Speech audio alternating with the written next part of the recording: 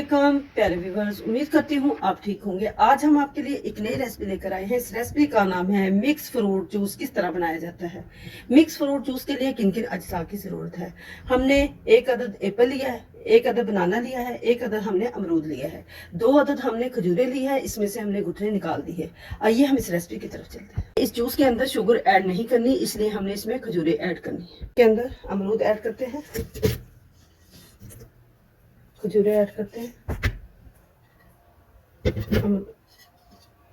केला हमने इसमें ऐड कर दिया है। अब हम इसमें एप्पल ऐड करते हैं,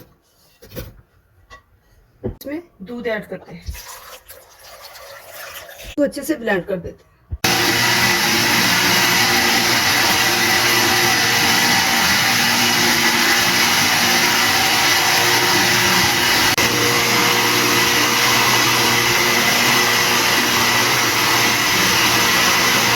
जूस तैयार हो चुका है, अब हम इसको डिश आउट करते हैं। मिक्स फ्रूट जूस हमारा तैयार हो चुका है। हमारी वीडियो पसंद आए लाइक करना, सब्सक्राइब करना और बेल आइकन को प्रेस करना ताकि हमारी वीडियो बर वक्त आप तक पहुंचे।